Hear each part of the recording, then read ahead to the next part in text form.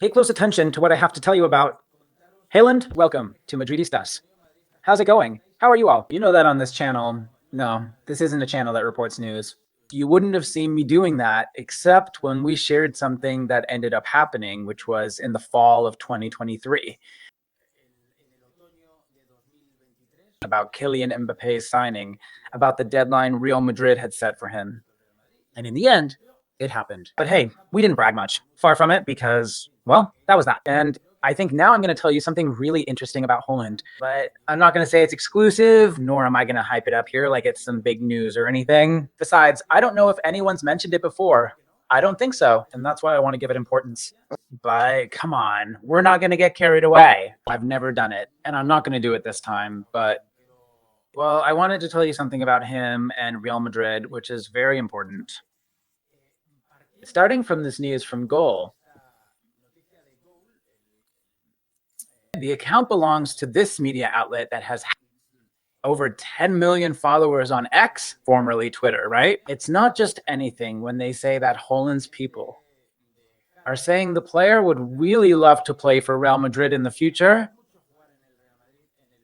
Look, this is something that, well, we've been dealing with this story for 4 or 5 years. A long time. But no, maybe not that long. 4 years. Maybe 4 years. But starting from this, what I want to tell you is different or related to this, but it's taking it a step further. I'll tell you what it's about in just a sec. Hey, I fixed that whole issue with all the ads popping up when I share my screen. When I share brand information, stuff from other outlets and so on. Thanks to you guys for recommending a browser that's really good. I got it sorted.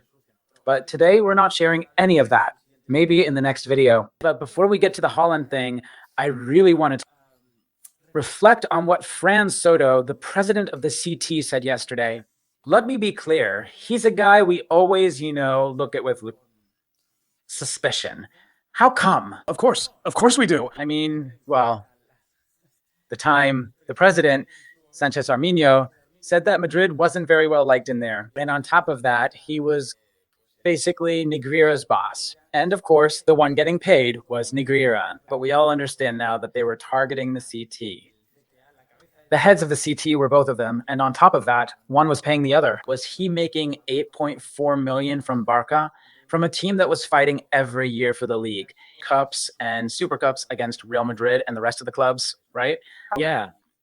Well, so of course they swapped the guy. Cantaredo's not there anymore, but this one comes in and you look at him with a lot of distrust because nothing changes. They changed the names here, but basically nothing changed yesterday on El Partidazo. Lopez said 2 things, and I'll say again, just to be clear, that the guy beyond his position and what he represents personally doesn't seem like a bad guy to me. I think the CTA has gained a lot with the change in terms of image, communication style, and so on. I mean, that's got nothing to do with the last ones they had. But of course, that shouldn't really pull us too far away from what we should think, especially when right now, Juanma Castaño asks him this about Negreira, and Fran Soto comes out with the following: pathetic.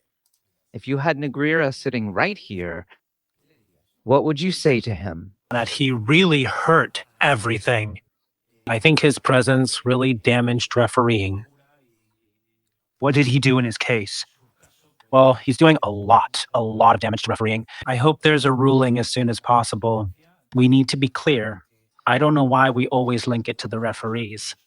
Because really, the ones under investigation, there isn't any referee being investigated. This is a matter between some individuals and some executives or whoever it may be. But there are no referees involved. But it's true that this is causing us quite a bit of harm. Yeah, the sooner this ends, I think it's going to be, for all of us, it's something we need to forget, leave behind, start by forgetting that whole situation that might have come up. But I repeat, I'm convinced of the honesty of all the referees. And in fact, all you have to do is check the legal proceedings and see that not a single referee is under investigation for anything at all. What do you think it's about? All right, before we move on to the other question, he asks, let's take a look at 3 really important things here. Sorry about hitting the mic. There are no referees under investigation. There are no referees there. Damn, the boss was there. The second in command was there. Come on, if you don't think that's important and serious. He starts off saying Negreira caused a lot of damage and all that. But Negreira had been a referee, and at that moment he was, no matter what they say otherwise. Assigning, promoting, and being the most important guy there, along with Sanchez Arminio. There are no refs there? Sure, because they haven't seen an envelope with cash handed to one. A referee, right? Just because. And let's see, if you investigate one, you investigate them all, logically. But here, the fact is undeniable. Yeah, we're stuck on repeat. But it's undeniable that Barca paid the head of the referees. The second in command of the referees, vice president of the CTA. 8.4 million over more than 2 decades. 4 different Barca presidents. 5 if you count Nunez. And so, well, they try to play it down, like, since there's no referee, there are no physical persons. Sorry, physical persons. Look, like Haaland said today on Twitter, the physical persons are right there. The presidents of Barca. They kept giving him raises. Would that mean things were going well? It's not really that we have to forget about it. He says we should forget about it. I mean, what the president of the CTA should be saying is not that it should be swept under the rug. Well, he's saying that too, but instead of saying we should just forget about it, this guy, it's his job to say someone has to pay. So how can he say we should just forget about it? Someone's got to pay. Otherwise, this is just going to end up with no one paying for it. Man, this is just insane, dude. Well, Barca is under investigation. How? And let's see if we finally go to trial and therefore get charged as a legal entity for the alleged crime of sports corruption. And let's see if in the end it's ordinary people who end up paying for it. I'm telling you, someone's gonna have to pay. It's unbelievable because now he's gonna say this. This guy's a lawyer, huh? It's just that he's a lawyer. And I get that maybe he doesn't want a headline right now or anything, but come on, please. A bit more responsibility when answering this, not just to put people at ease. You're not offending Barca. If you say someone has to pay, you're not offending them. In any case, you'd be reassuring people, not just Real Madrid, but the rest of the clubs that had to compete against a team that was paying millions to the head. Referee. What kind of madness is this? Well, he goes and says this, of course. Is it going to happen? So, what do you think is going to happen? Probably nothing. I don't know. It would be serious if it didn't. I don't know. It should happen. You have to say it should happen. Nothing will happen. He tells him it would be serious if nothing happened. In that situation, I'm someone, as a lawyer, who has a lot of faith in the justice system. It's unbelievable. It would be serious if nothing happened. Well, of course it would be serious, this guy. I don't have a clear opinion because maybe as a lawyer, whether by personal conviction or from my professional training, if I don't know and I haven't reviewed the case file, I don't like giving opinions. And I haven't reviewed this case file. Do I think it's an issue? Damn, you should look into it, man. But what? What position do you hold? Thing is, this happened the day before yesterday. At the institution you run, the CTA. What do you mean you don't have it? You should look into it for a lot of reasons. We're going to have to look into the background of the place you run so it doesn't happen again. And then, because even if there aren't any referees under investigation, someone has to keep an eye on things in there, and there still will be, and they've been bosses until just recently. People who'd be mixed up in that. But of course, why? Because they're boss and they were big shots. Plus, he was the one collecting that money in an incontrovertible and proven way. Documented from FC Barcelona. That's something I don't want to get into. I just mean that I simply don't want to. Once there's a ruling, whatever that ruling says will determine the future of case YY. I don't have a clear opinion to be able to give a personal take on a case I don't really know. And the last one. That's because it's clear he has a definite opinion, if he's a person. And I think so. Just listen to what I'm saying. The thing is, later on the position and all that, well, it corrupts people and makes them cowardly. In this sense, I think Fran Soto, and I insist, and I want to make this clear because, I got nothing against him personally. Meeting YY, he even seems like a good guy. I get that feeling. I don't know him personally, but he just doesn't want to dare say this so he won't upset anyone. Well, as for Barcelona, you tell me. Come on, please. This kind of softness is what's really hurting Spanish soccer. And they think it's the other way around, that if they go head on against this, they'd be hurting Spanish soccer. It's not the other way around. The other way around is wanting justice to be served, and above all, wanting justice to be served, saying that someone has to pay for a club's payments to the head of the referees. No, it wouldn't hurt. Quite the opposite. It'd screw over the Barcelona guys. No, well, they shouldn't have paid or been such damn crooks, damn it. Anyway, those clowns from outside. Well, that's another thing. We're skipping Negreira, the puppets. Hey, heads up, heads up. Who decides the frame? This is another one from yesterday, too. Either they're well made. I mean, we can trust them 100%. I think so. It's a technology that When that little spike pops out from the boot or from the knee player and you're watching the game, damn, another mess. Yeah. But you're always going to see the mess because 1 centimeter isn't what? So do we leave a 5 centimeter margin so it shows a bit more, or 3, or not leave one at all? So the deal is that centimeter is about looking exactly at the microframe of when it leaves the boot. Sure. But the thing is, This is a machine. Once the referee triggers the frame, the machine kicks in. And the machine is black or white. There's no room for gray here. is it as reliable as tennis's Hawkeye? I think so. I mean, the key here is making sure the frame is the right one. Once the frame showing the ball leaving is the right one. That's right, and it's the right one. I get that. Yeah, it's the right one because that's what it's for. So it's about who decides, a person or a machine. The frame of the ball release is chosen by a person. A person. The thing about the release frame is that when a person hits the key, there could be just a 1,000th of a second. That's where you mark either the offside line or the frames. For each one, well, I can't tell you exactly how many frames there are. Luis knows it. How much is it? 24 frames per second. Sure, it's almost impossible to mess up. I mean, each second has 24 frames. Different. And what you do is mark the frame where the ball leaves the foot. So when you go to the next frame and the ball is away from the player's foot, you know the frame it needs to take is the one before. And once you send the frame, you can't choose to change it.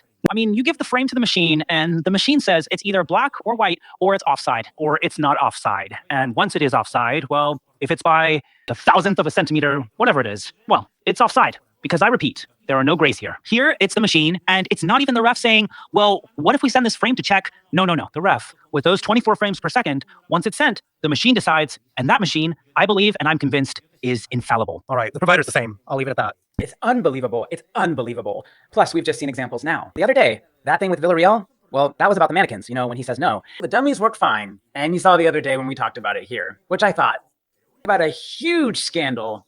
That goal, the one they gave Villarreal. I don't even remember what it was anymore. How did that play go? Well, you remember, right? Something outrageous. Gerard Moreno was in one spot in real life, and the avatars had him 2 meters further up. I mean, it was outrageous. So you just can't trust those figures. And did that frame just confirm it? It was something we all knew beforehand. Sure, this is where the human factor comes in. It's the ref who says, this is the frame, and he just said it.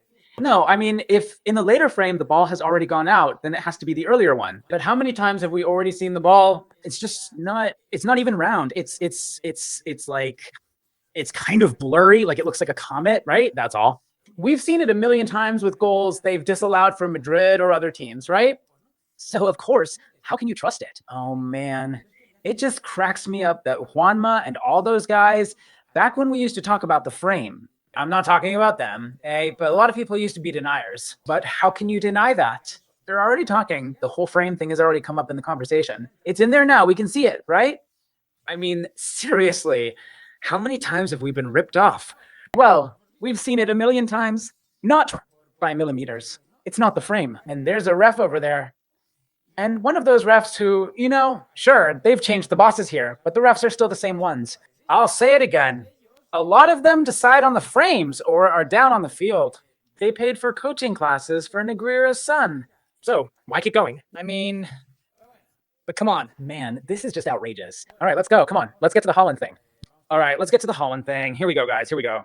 This is what Goal is reporting, that people close to Erling Haaland are saying he'd really love to play for Real Madrid in the future.